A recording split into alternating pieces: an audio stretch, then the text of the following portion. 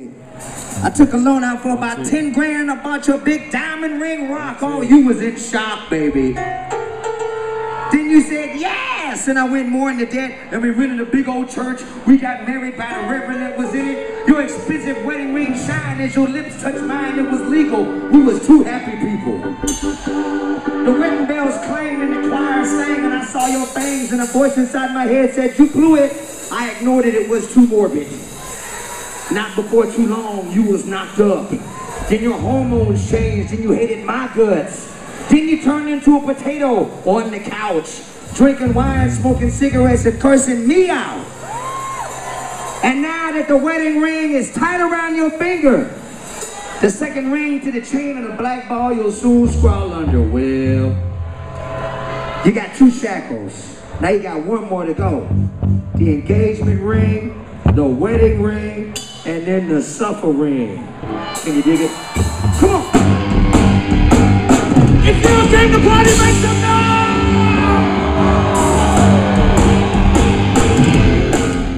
You guys have been like the prime example of how artists should evolve. What influences your evolution? Well, you know what? We were teenagers in a time period where music was changing drastically, right? There was, you know, like 1970s, you know, saw the hippie thing die down, and then this massive like art rock movement come through, and then beneath all of that was this crazy punk rock thing. And we were taking it all in, you know, in the rock realm, and you know, and we lived in our neighborhoods, and we loved the music that everybody else in our neighborhoods loved as well, you know. And we're very fortunate enough to, in Los Angeles, the black radio stations began to play like Bob Marley in like, you know, 77, 78, somewhere in there. Those sounds started coming through, not often, but enough to where, you know, we got some of that, and there was Black Uhuru, Steel Pulse, and Bob Marley, and you know, maybe a different one each year got added to the mix, you know. So all of that stuff came to influence us, you know, and we were open, and the one thing that we knew as musicians is we wanted to find something that was our own and to be original. Because the things that we really loved, and specifically, you know, like that whole Parliament Funkadelic George Clinton thing was a huge influence. Sly and the Family Stone, you know,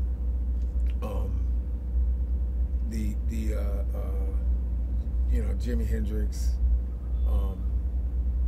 you know, and I mean, and I could just go on and on with where all of that stuff was coming from. And over the years, do you see it as like time being the key factor every time you guys changed up?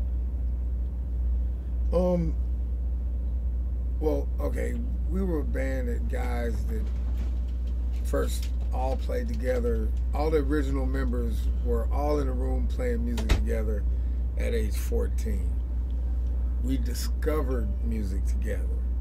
One guy picked up a record, we all listened to it, you know? So in that, like, so we could have these eclectic tastes because Angelo would bring in something that maybe I would never have in my collection, but we could jam to it. We could enjoy it, you know? So we discovered music together. And being a band of musicians allowed us to be so expansive. I can look in hindsight, maybe this is the first time I'm putting it together right now in this interview, but it really did. The friendship and the musical camaraderie allowed us to expand like way into some cracks and crevices in the music industry, you know, that a lot of people missed. Hi, my name is Angelo, and I'm an alcoholic. I just had my first blackout. Here we got drunk ass Trey. He'd like to do a little share it for you. Come on.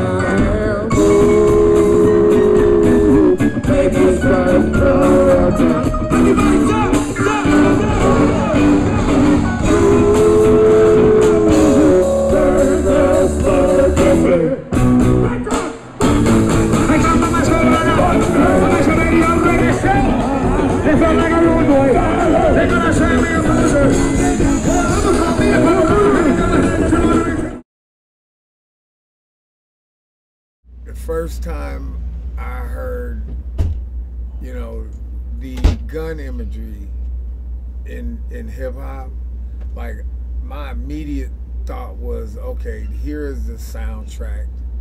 This is the real soundtrack for the stuff that I just in my neighborhood, you know. So that was kind of like, okay, what do we do with this, you know? But really, when I heard that first NWA record, I was like, it was so real and so, it was exactly what the streets was like. Yeah. You know, so really those stories were really so authentic. It's like, dude, the whole band, everybody, like, we couldn't help but jam to that stuff.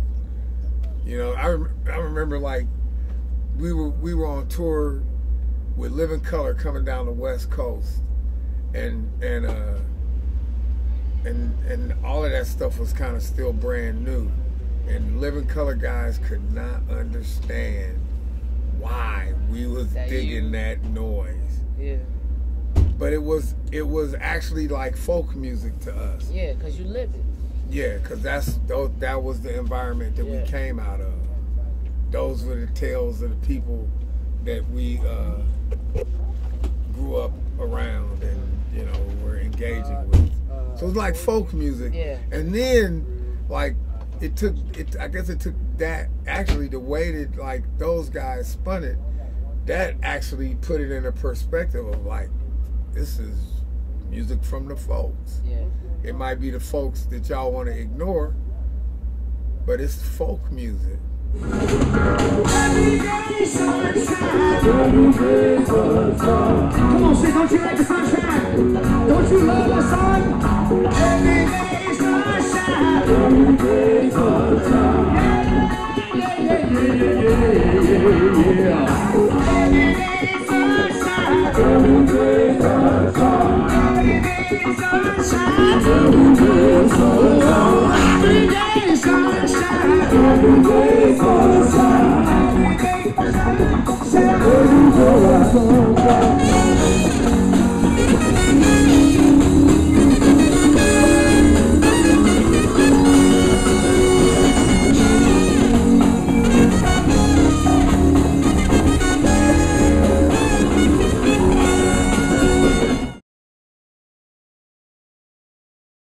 It's not a matter of defending black music. It's the matter of defending artists' rights. Yeah. When it comes down to it, if that's the question. Nah, yeah, definitely. Definitely. You know, but and then at the end of the day, just, you know, to slice it another way,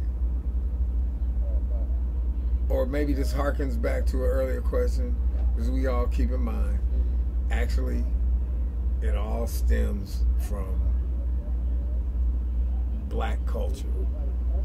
Every bit of what we do actually stems from a black culture.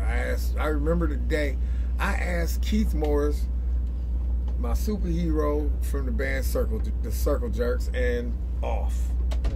One day I was asking Keith, I was like, where did punk rock come from? Like, I know there's the Sex Pistols, there's the Ramones, but where did it come from? And Keith looked at me and he said, well, I thought it came from Chuck Berry. You know what I mean? And what? It was like, okay, yeah, that's right, okay. All right. No more questions from me, Keith. because you know what I mean. And it all, at the end of the day, everything we do has a black origin.